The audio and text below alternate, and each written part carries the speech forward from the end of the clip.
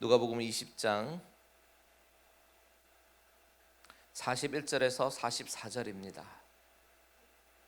다 찾으셨으면 다 같이 자리에서 일어나셔서 저와 여러분들 한 목소리로 합독하도록 하겠습니다. 시작. 예수께서 그들에게 이르시되 사람들이 어찌하여 그리스도를 다윗의 자손이라 하느냐. 시편에 다윗이 친히 말하였으되 주께서 내 주께 이르시되 내가 내 원수를 내 발등상으로도 삼을 때까지 내 우편에 앉았으라 하셨도다 하였느니라. 그런즉 다윗이 그리스도를 주라 칭하였으니 어찌 그의 자손이 되겠느냐 하시니라. 아멘. 다 같이 자리에 앉으시겠습니다. 잠시 기도하겠습니다. 하나님 아버지, 우리의 우둔한 눈을 밝혀주시고 하나님 우리의 영의 눈을 열어주시고 하나님이 주시는 오늘 이 말씀 가운데 우리가 충만히 거하며 하나님의 은혜가 우리 가운데 임함을 우리가 경험하게 하여 주시옵소서. 모든 영광 주님께 올려드리며 예수님의 이름으로 기도합니다. 아멘. 아멘. 자, 예수님은 누구신가? 라는 제목으로 여러분과 한번 좀 나눠보려고 합니다. 여러분의 예수님은 누구십니까? 여러분, 예수님이 누구신지에 대해서 아는 것은 우리에게 너무나도 중요합니다. 왜냐하면 이것이 바로 기독교의 핵심이기 때문입니다. 기독교의 핵심, 바로 예수 그리스도죠. 예수 그리스도가 누구인지 명확하게 아는 것이 너무나도 중요하기 때문에 아마도 어떤 성경 공부를 가셔서 공부하셨든지 아마 예수 그리스도에 대한 그 부분은 빠지지 않았을 겁니다. 반드시 있습니다. 우리가 예수님을 믿는 종교잖아요. 그래서 하나님을 믿지만 예수님을 인정하지 않는 유대교하고는 우리는 확실히 다르고 몰몬교와도 다릅니다. 우리는 예수 믿는 사람들. 대부분 이단과 사이비 종교를 보십시오. 거의 대부분은요 바로 예수님에 관한 부분, 이것을 신학적 용어로 기독론이라고 이야기하는데 이 기독론을 예수님에 관한 부분을 살짝 변질시켜서 이단이 되기도 하고 사이비가 되는 것입니다. 그렇다면 우리에게 가장 중요한 이 예수님은 과연 누구신가? 성경에서는요 곳곳에서 예수님이 누구신지에 대해서 증거하고 있어요. 예를 들면 가이사랴 빌립보에서 베드로의 고백 여러분 기억나시죠? 베드로가 뭐라고 고백했죠? 주는 그리스도시요 살아계신 하나님의 아들이십니다. 이렇게 고백했습니다. 그리고 예수님은요 그 고백을 들으시고는 그 고백이 너무나도 귀하다, 그것을 알게 하니는 살아계신 아버지가 알게 하셨다라고 분명히 말씀하셨죠. 칭찬하신 거예요. 뿐만이 아닙니다. 구약에 있는 여러 선지자들 그리고 시편을 비롯한 구약에 있는 내용들을 가만히 보면요 하나님이 이 저자들에게 성령의 감동을 주셔서 하나님의 말씀을 기록하게 하셨는데 거기에 보면 장차 오실 예수 그리스도에서 예언했던 말들이 굉장히 많이 나옵니다. 그리고 오늘 본문도 예수님이 친히 증거하시는 예수님이 누구신지에 대해서 말씀하는 장면이에요. 너무나도 중요한 본문입니다. 비록 짧은 넉절의 말씀이지만 이 구절 안에 담겨있는 예수님의 존재에 대해서, 예수님은 누구신지에 대해서 우리가 살펴보려고 하는데 오늘 말씀은 이렇게 전하려고 합니다. 먼저 이 넉절의 말씀에 대해서 여러분들에게 설명해드리고 어떤 뜻인지 설명해드리고 그리고 그 다음에는 그 말씀이 오늘날 우리에게 어떤 의미가 있는지 그리고 우리는 이 말씀에 비춰서 어떻게 살아야 되는지 그렇게 한번 진행해 보려고 합니다. 여러분 그동안 우리가 지난 본문들을 쭉 되돌아보면요 예수님은 그동안 질문들을 많이 받으셨어요. 주로 공격적으로 질문을 받으셨죠. 맨 처음에 예수님이 성전에 들어오셔서 상을 엎으시고 질문 받으셨던 게 뭐죠? 무슨 권위로, 어떤 권위로 이렇게 행하느냐라는 질문을 받으셨죠. 그리고는 서기관과 대제사장들에게 들이 정탐꾼을 보내서 뭐라고 질문했냐면 우리가 가이사에게 세를 바치는 것이 옳으냐 옳지 않느냐 이런 또한 함정성 질문을 받습니다. 다 예수님을 곤란에 빠뜨리게 하는 그런 질문들이었어요. 그리고 지난주 본문에서는 사두개인들도 가세를 합니다. 7 형제가 다 죽었을 때에 제일 큰 형수는 부활했을 때 누구의 아내가 됩니까? 라고 사두개인들도 질문하죠. 이렇게 예수님은 계속 질문, 어려운 질문들을 받으셨고 지혜롭게 이 모든 질문들을 다 대답하시고 헤쳐나가셨죠. 근데 오늘 본문에는 이제 예수님이 질문하시는 거예요. 뭐라고 질문하시냐면 사람들이 어찌하여 그리스도를 다윗의 자손이라고 하느냐라는 질문이죠. 예수님의 질문은요, 이 사람들의 질문처럼 공격성 질문 아닙니다. 가르치려고 하시는 거예요. 이 질문의 핵심은 그리스도는 누구시냐라는 거예요. 주님이 왜 이 질문을 통해서 가르치시려고 하실까요? 왜냐하면 종교 지도자들과 당시 유대인들의 생각이 너무 한쪽으로 치우친 편향된 그런 시각을 가지고 있기 때문입니다. 이들은요, 예수님을 몰라도 너무 몰랐어요. 그들은 그들이 사는 현실 가운데 그 현실을 집착하고 그리고 그들이 가지고 있었던 기득권을 지키는 데만 너무 몰두한 나머지 그 결과 오실 메시아에 대해서 성경이 뭐라고 이야기하는지는 충분히 생각해 보지 못했던 것입니다. 그래서 예수님은 질문을 던지시는 거예요. 그러면 예수님이 사람들이 어찌하여 그리스도를 다윗의 자손이라고 하느냐, 이 질문을 우리가 이해를 해야 되는데, 그러기 위해서는 당시 사람들이 일반적으로 생각하던 그런 사고방식에 대해서 우리가 좀 살펴를 봐야 될 것 같습니다. 당시 사람들은요, 메시아가 다윗의 후손이다라고 생각을 했습니다. 그것이 보편적인 생각이었죠. 그래서 그들에게 가장 익숙한 메시아의 칭호는 다윗의 자손이에요. 다윗의 자손. 그래서 여러분 생각나시죠? 예수님이 예루살렘 입성하실 때에 사람들이 뭐라고 외쳤죠? 마태복음 보니까 호산나 다윗의 자손이여 이렇게 얘기합니다. 다윗의 자손이여 찬송하리로다 주의 이름으로 오시는 이여. 이렇게 사람들이 종려나무 가지를 흔들면서 예수님을 환영했습니다. 호산나 다윗의 자손이여, 당신이 그 구약에 예언된 메시아입니다. 다윗의 자손으로 오신 메시아입니다. 이렇게 고백하고 있는 거예요. 그런데 이 고백은 진실한 그들의 고백이라기보다는 그들의 염원을 담고 있는 고백이죠. 그렇게 믿고 싶었던 겁니다. 그들을 정치적으로 구원해 주기를 원했어요. 왜 이런 염원이 있었습니까? 이스라엘 역사를 쭉 보면 이스라엘은 아픔이 있는 역사를 가지고 있잖아요. 아수르와 바벨론으로부터 침공을 당했어요. 그리고 헬라와 로마에 의해서도 차례차례로 짓밟혀 왔던 그런 역사, 아픔의 역사가 있는 민족입니다. 그런데 그 와중에 그들이 꿈꾸는 것이 있었어요. 메시아가 오시게 되면 이스라엘을 다시 예전의 다윗 왕국처럼 부흥시키시고 일으켜 세우시고 이제는 이스라엘이 온 열방을 다스릴 것이다. 그 시대를 꿈꾸고 있는 거죠. 구약에서 그렇게 예언하고 있었거든요. 그래서 그 꿈은 예수님을 인정하지 않는 유대인들은 지금도 아직도 그런 꿈을 꿈꾸고 있습니다. 여러분 참고로 이스라엘 국기를 한번 보시면요, 가운데 별은 다윗의 별이라고 불리는 별이고 위아래로 푸른 그런 띠가 있는데, 이 푸른 띠가 상징하는 것은 크게 하늘의 신성과 그리고 밑에 땅의 율법을 상징한다라고 해석하는 해석도 있고요. 또 다른 해석이 있는데 이 위에 있는 띠는 유프라데스 강을 의미하고 밑에는 나일 강을 의미한다라고 해석하는 해석도 있습니다.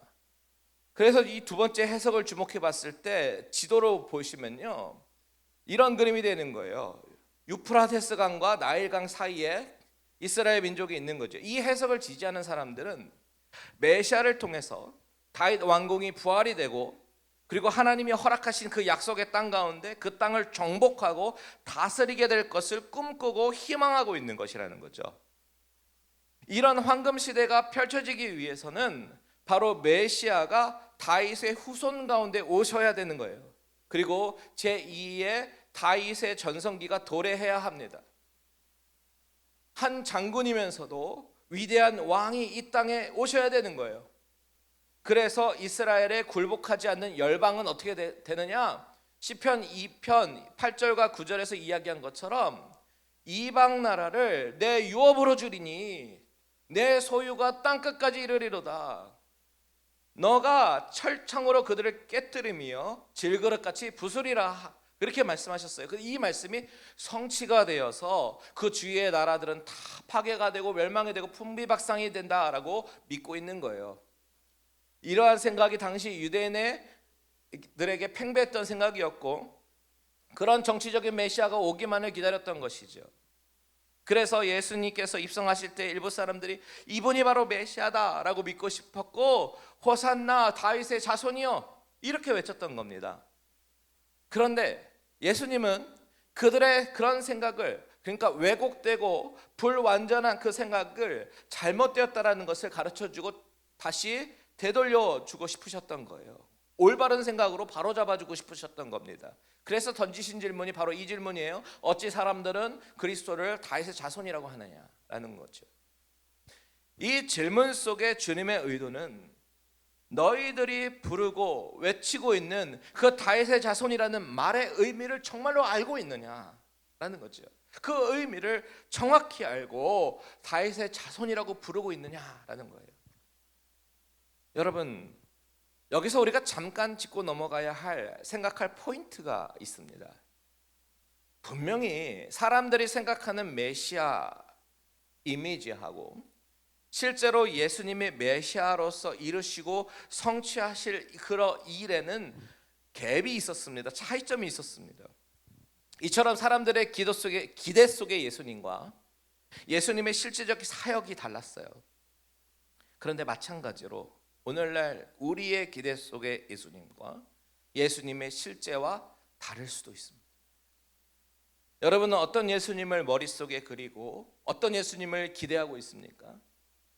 많은 분들이 교회에 나와서 기대하는 것은요, 위로를 얻고 평안을 얻고 새로운 좋은 사람들 만나서 교제하고 교회에서 재미있고 좋은 프로그램을 통해서 기쁨을 얻기를 원합니다.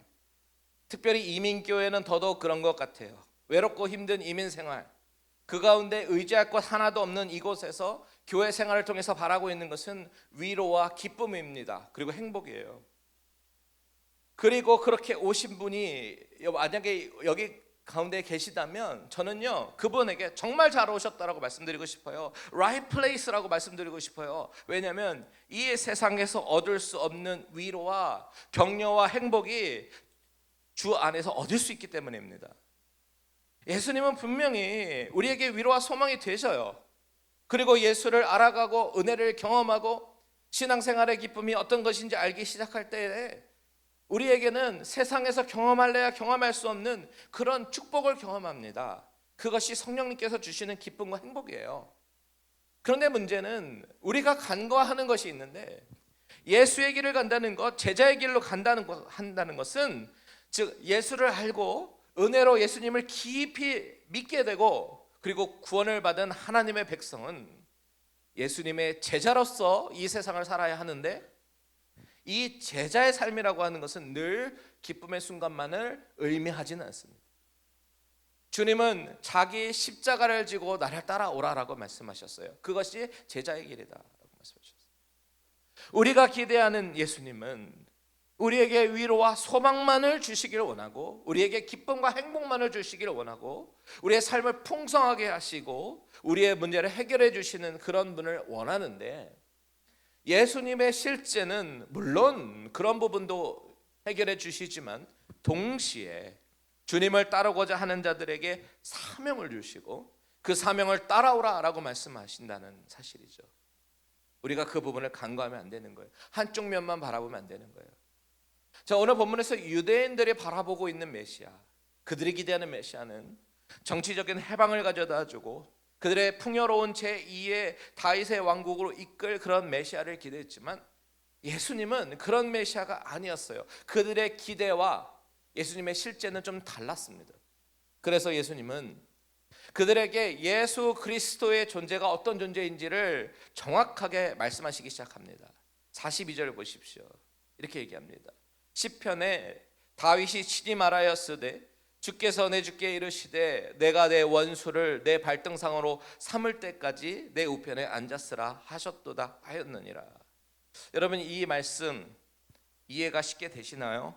알쏭달쏭하지요. 이게 무슨 말씀인가? 주께서 이전 구절 보십시오. 주께서 내 주께 이르셨대요. 주께서 내 주께 이르셨대요. 이 여기서 첫 번째 주는 누구를 얘기하며 두 번째 주는 누구를 이야기할까요? 지금 예수님은요 시편 110편을 인용하고 계시는 거거든요. 그래서 한번 비교해 보면 이렇습니다. 시편 110편 1절을 보십시오. 이렇게 얘기합니다. 여호와께서 내 주에게 말씀하시기를 내가 내 원수들로 내 발판이 되게 하기까지 너는 내 오른쪽에 앉아 있으라 하셨도다. 이 두 문장을 비교해 보면 예수님이 주께서 내 주에게 이르시되라고 말씀하셨어요. 그러면 이 시편 말씀으로 비교해 봤을 때 첫 번째 주는 누굽니까? 여호와입니다. 여호와. 예수님이 시편의 말씀을 인용하실 때 여호와 하나님을 주라고 부르신 거예요. 그러니까 여호와 하나님이 누구에게 말씀하시는 거예요? 다윗이 주님이라고 부르는 누군가에게 말씀하셨다는 거예요. 다윗이 주님이라고 부르는 그분이 누구겠습니까? 바로 메시아입니다. 여기서 우리는 이 시편 110편이 어떤 시인지 좀 짚고 넘어가야 됩니다. 이 시편 110편은 어떤 시이냐? 메시아이신 예수 그리스도를 증거하는 시예요. 신학적으로도 아주 중요한 시입니다. 4절에 보시면요 멜기세덱이라는 단어도 나옵니다. 너는 멜기세덱의 서열을 따라 영원한 제사장이라 하여도다. 이 멜기세덱의 서열 많이 들어보셨잖아요. 히브리서에 나오잖아요. 히브리서 표현을 빌리면 멜기세덱의 반차라고도 하는데 누구를 얘기하는 거죠? 예수 그리스도를 얘기하는 겁니다. 5절에도 이런 구절이 있어요. 주께서 노하시는 날에 왕들을 쳐서 깨뜨리실 것이다. 예수님이 다시 오실 때 심판의 주로 오셔서 온 열방을 심판하시고 다스리심을 예언하고 있는 말이죠. 그러니까 이 시편 110편은 어떤 시예요? 표제어로는 다윗의 시라고 되어 있지만 철저하게 하나님의 영으로 감동된 다윗이 메시아를 예언하고 있는 시라는 거죠. 우리 기독교로서는 아주 중요한 시입니다. 예수님은 지금 이 시를 인용하시면서 그들의 생각이 얼마나 한쪽으로 치우쳐져 있는지를 깨닫게 하시는 건데요. 말하자면 생각해봐라. 너희가 그리스도를 다윗의 자손이다라고 얘기하고 있는데 이 시편에 보면 다윗은 메시아를 나의 주라고 부르고 있지 않느냐. 그러면 이건 어떻게 해석해야 되니? 라고 물어보고 계시는 겁니다. 메시아가 다윗의 자손인데 후손인데 그러면 다윗의 입장에서는 자신의 후손을 나의 주라고 부르고 있는데 이것은 어떻게 해석을 해야 되냐는 거죠. 이렇게 묻고 계시는 겁니다. 그래서 44절에 이렇게 말씀하시는 거예요. 그런즉 다윗이 그리스도를 주라 칭하였으니 어찌 그의 자손이 되겠느냐. 여러분 지금 예수님이 왜 이 질문을 하고 계십니까? 이것이 오늘 핵심 포인트입니다. 지금 예수님이 다윗은 아직도 태어나지도 않은 자기 후손을 가리켜서 내 주라고 부르는데 어떻게 그렇게 부르는 거냐라고 물으시는 이 질문의 의중은 메시아가 다윗보다 먼저 계시는 분, 즉 영원부터 계신 분이시다라는 것을 말씀하고자 이 질문을 던지고 계시는 거예요. 유대인들이 생각하는 메시아는 다윗의 육신적 혈통만 생각했지 사실은 신성을 가지신 하나님이시다라는 거죠. 단지 위대한 스승 그리고 성인 도덕교사가 아니라 정치적인 정복자 심판자가 아니라 그리스도는 완전하신 사람이면서도 완전하신 신성을 갖고 계신 하나님이시다. 이 사실을 드러내고 있는 겁니다. 그래서 바울은 예수님에 대해서 뭐라고 증거하냐면 로마서 1장 한번 보겠습니다. 3절과 4절 같이 한번 읽어보겠습니다. 시작. 그의 아들에 관하여 말하면 육신으로는 다윗의 혈통에서 나오셨고 성결의 영으로는 죽은 자들 가운데서 부활하사 능력으로 하나님의 아들로 선포되셨으니 곧 우리 주 예수 그리스도시니라. 자, 바울은 예수님에 대해서 육신적으로는 다윗의 혈통에서 나셨다. 이미 예언된 것처럼 맞다. 그런데 영으로는 능력으로 부활하신 하나님의 아들이다라고 선포하고 있습니다. 예수님이 자신이 바로 그 다윗이 말했던 메시아이심을 증거하는 거죠. 자신은 다윗의 후손으로 예언을 성취하신 완벽한 인성을 가지신 분이심에 동시에 자신은 다윗보다 먼저 계셔서, 그것을 선제라고 얘기하고 있는데, 먼저 계셔서 다윗으로부터 경배받기에 합당하신 신성을 가지신 하나님의 아들 그리스도다라고 주님이 스스로 증거하고 있는 거예요. 그래서 베드로의 고백을 다시 한번 보시면 주는 그리스도시요 살아계신 하나님의 아들입니다. 이 고백이 100점짜리 고백이 되는 거예요. 정리해서 말씀드리면, 예수님이 이 시편을 인용하신 이유는 하나님 아버지는 자신의 뜻을 성경에 숨겨놓기만 한 것이 아니라 여기저기 살짝 하나님의 뜻을 드러내셨는데, 그래서 성경을 진지하게 자세하게 보면 예수님이 누구인지 보인다라는 겁니다. 예수님은 완벽한 인성을 가지셨고, 예수님은 동시에 완벽한 신성을 가지신 분이시다라는 거예요. 그리고 또 한 가지 말씀하시죠. 예수님이 누구시냐? 오늘 보면 43절을 통해서 말씀하시는 것은 통치자이시며 다스리는 왕이다. 43절을 같이 한번 읽겠습니다. 시작. 내가 내 원수를 내 발등상으로 삼을 때까지 내 우편에 앉았으라 하셨도다 하였느니라. 자, 이 말도 조금 어려울 수 있는데요. 발등상이라고 하는 것은 쉽게 말하면 발을 올려놓는 발판입니다. 그런데 고대 전쟁에서 보면 승리한 왕은 패배한 왕의 목이나 몸을 밟는 행위를 했대요. 그러면서 승리를 선포했습니다. 그러니 원수를 발등상으로 삼는다는 이야기는 뭐예요? 원수를 발판으로 삼을 것이다, 발 아래에 둔다라는 뜻이에요. 완전한 승리를 선포하게 될 것이다라는 뜻이겠죠. 그때까지 하나님은 내 우편에 앉아 있으라. 그러니까 하나님이 메시아이신 예수님께 말씀하시기를 너의 원수들, 여기서 말하는 원수는 권세와 통치와 사탄과 죄와 사망, 이 모든 걸 포함하는 거겠죠. 그 원수를 자신의 발 아래에 두는, 자신의 권세 아래에 두는 승리를 거둘 때가 올 텐데, 그때까지 내 오른편에 있어라, 최고의 권위 자리에 있으라 라고 말씀하시는 거예요. 여기서 보여주는 것이 무엇입니까? 예수님은 정복자이시며 예수님은 통치자이신 왕이다라는 것을 보여주시는 거죠. 이미 그분의 통치는 시작이 되었어요. 그런데 완성되지 않은 통치, already but not yet, 그 개념이라는 겁니다. 그런데 이 통치가 언젠가는 완성이 됩니다. 그날이 옵니다. 여러분, 맞아요. 예수님, 예수 그리스도는 정복자이시면서 통치자이십니다. 하지만 단지 로마의 압제에서 이스라엘 민족을 해방하는 정치적인 메시아가 아니라 우리의 모든 인류의 죄와 사망과 우리 모든 인류의 영적인 권세와 우리 인생을 짓누르고 있는 모든 것들을 정복하시고 영원한 나라를 세우시는 주님이심을 여러분 믿으시기 바랍니다. 여러분, 우리는 이 예수님에 대해서 정확하게 알아야 해요. 그렇기 때문에 오늘 이 말씀을 통해서 나에게 한번 스스로 질문해 보십시오. 과연 나는 예수님을 어떤 분으로 알고 있느냐? 예수님은 인간 예수가 아닙니다. 성자 예수가 아닙니다. 위인이 아니에요. 예수님을 그 정도의 존재로 제한하지 마십시오. 그보다 훨씬 크고 훨씬 깊은 존재이십니다.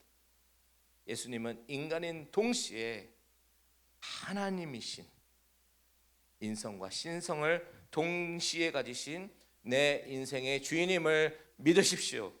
그렇게 되면 예수님을 내 삶에서 경험되는 여러 가지 문제의 해결사 정도로만 인식하는 것이 아니라 내 영혼의 구원자가 되시고 내 삶을 다스리시는 통치자로서 인식하게 될 것이에요. 내 영혼의 구원자, 내 삶의 통치자. 우리가 이것을 인식하고 고백하기 시작한다면요, 여기서부터 진짜 믿음의 신앙이 시작이 됩니다. 그리고 이 고백이 우리 가운데 나오기 시작하면요, 주님은 나의 통치자십니다, 주님은 나의 주인이십니다, 이 고백이 나오기 시작하시면요, 우리가 이분 앞에서 나는 어떻게 살아야 하지? 이 고민도 하게 됩니다. 우리가 예수님을 내 삶의 통치자로 인식을 하게 된다면요, 내 삶의 주인으로 인식을 하게 된다면요, 내 인생의 주권을 내가 쥐고 있었던 인생의 주권을 내어드릴 수밖에 없다는 거죠. 예전에 absolute surrender라는 말씀 드렸었죠. 하나님 앞에, 주 예수 그리스도 앞에 온전한 항복자가 되어서 내 삶을 내어드리고 그분의 인도하심을 받는 신앙인이 되는 것. 왜요? 예수 그리스도가 나를 도와주시는 헬퍼가 아니라 나를 다스리시는 분이 되기 때문에 우리가 무심코 부르는 주님이라는 이 단어, 주님이라는 이 단어가 바로 그것을 고백하는 거예요. 나의 주인이십니다. The Lord, 나의 주인이십니다. My master, 나의 마스터입니다. 여러분, 이제 우리 인생에서 가장 중요한 질문을 드릴게요. 여러분에게 예수님은 누구이십니까? 예수님은 여러분의 주인이십니까? 주님이세요? 로마서 10장 9절에서 바울은 이렇게 선언해요. 같이 한번 읽습니다. 시작. 내가 만일 내 입으로 예수를 주로 시인하며 또 하나님께서 그를 죽은 자 가운데서 살리신 것을 내 마음에 믿으면 구원을 받으리라. 아멘. 입으로 예수를 누구로 시인하면? 주로 시인하며, 주님으로, 주인으로 시인하면 그가 사망의 권세를 깨뜨리시고 부활하심을 믿으면 구원을 받는다라고 선포하시죠. 저는 이 자리에 계신 모든 분들이 예수님을 주님이다 하고 예수님을 그리스도라고 예수님을 하나님의 아들로 고백하시는 귀한 성도님들 다 되시기를 주님의 이름으로 축원드립니다. 그렇다면 이 위대한 고백을 했다면 이제부터 우리가 진짜 고민해야 될 문제들이 하나씩 하나씩 나타나기 시작해요. 그게 무엇입니까? 예수님을 우리의 주인으로 인정하고 인식한다는 것, 이것이 우리의 삶에 실제적으로 어떤 의미가 있겠느냐라는 고민이 시작되는 거죠. 그분이 내 마스터라면, 그분이 내 삶의 자리를 내가 내 삶의 자리를 주관하지 않고 그분이 내 삶을 주관하신다면 나는 내 삶을 어떻게 내어드릴까? 이런 고민을 우리가 해봐야 되지 않겠습니까? 저는 이 시간 여러분에게 도전합니다. 그동안 우리가 주인 삼고 살아왔던 시간, 물질, 자녀, 미래, 이거 네 가지를 진짜 주인에게 내어드리는 참 믿음을 갖기를 소원합니다. 같이 한번 따라해 볼게요. 시간, 물질, 자녀, 미래. 시간, 물질, 자녀, 미래. 이 네 가지. 여러분, 첫 번째, 우리 주님은 시간의 주인이에요. 믿으십니까? 주일 예배, 기도의 자리, 이런 시간들도 누구의 것이에요? 하나님의 것입니다. 내 여유를 가지고 나의 상황에 맞춰서 조정하는 것이 아니라 주님이 시간의 주인이시라면 주님이 우선순위가 되어야죠. 이 마음으로 내 시간을 내어 드리는 것, 그것이 바로 주님이 시간의 주인 되심을 인정하는 겁니다. 두 번째, 우리 주님은 물질의 주인이셔요. 굉장히 민감하고 중요한 주제입니다. 여러분, 우리의 주님이 물질의 주인 되심을 우리가 인정한다면 11조와 헌금에 좀 더 기쁜 마음으로 드릴 수 있어요. 우리 주님으로부터 나의 건강과 나의 직장, 일터에서 물질을 공급받았음을 인정한다면 헌신하고 나누고 드림이 더욱 감사가 넘쳐날 수밖에 없는 것이죠. 내 지갑의 주인이 아직도 나라고 생각하니까 못하는 거예요. 세 번째, 우리 주님은 내 자녀의 주인이십니다.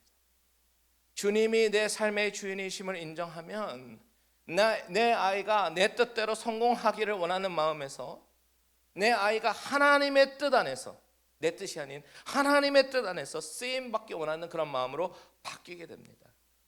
그 고백이 예수님이 주인이라는 신앙의 열매인 줄 믿으시기 바랍니다. 마지막 네 번째, 우리 주님은 우리 미래의 주인이셔요.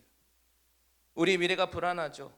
한치 앞을 내다볼 수 없는 그런 불안함이 있죠. 그런데 여러분, 미래가 불안하면 불안할수록 우리가 더 해야 되는 것은 우리가 더 계산하는 것이 아니라 더 깊이 기도해야 되는 줄 믿습니다. 주님, 내 인생의 계획을 주님 손에 맡깁니다. 이 한마디의 기도가 바로 예수 그리스도를 하나님의 아들로 인정하고 주로 고백하는 고백인 것이죠. 사랑하는 여러분, 예수님은 단지 다윗의 자손으로 오신 인간의 왕이 아닙니다. 그분은 다윗의 주님으로 고백한 하나님이시며, 다윗이 주님으로 고백한 하나님이시며, 오늘도 살아서 우리의 삶을 다스리시는 나의 진정한 주인이고 나의 마스터임을 믿습니다. 그분은 완벽한 인간으로 오셔서 인성을 입으셨기 때문에 우리의 연약함을 아셔요. 우리의 아픔과 고난을 이해하십니다. 동시에 그분은 하나님이시기에, 완벽한 신성을 갖고 계시기에 모든 사망 권세를 깨뜨리시고 부활하셔서 우리의 모든 죄를 용서하시고 천국의 소망을 갖게 하시는 그런 참된 통치자이십니다. 그분이 오늘 이 본문 말씀을 통해서 우리에게 묻고 계시는 거예요. 너에게 나는 누구냐? 우리를 위해서 십자가에서 죽으시고 부활하신 예수 그리스도, 그분은 오늘 이 시간에 여러분의 삶의 주인으로 여러분이 받아들이고 인정하기를 원하십니다. 오늘 이 질문, 너에게 나는 누구냐? 이 질문 앞에 예수님을, 예수님, 주님은 나의 주님입니다. 주인입니다. You are my Lord. 주님은 나의 마스터입니다. 이렇게 고백하면서 예수님을 나의 주인으로 새롭게 모시기로 결단하는 저와 여러분들 되시기를 주님의 이름으로 축원드립니다. 아멘. 기도하겠습니다.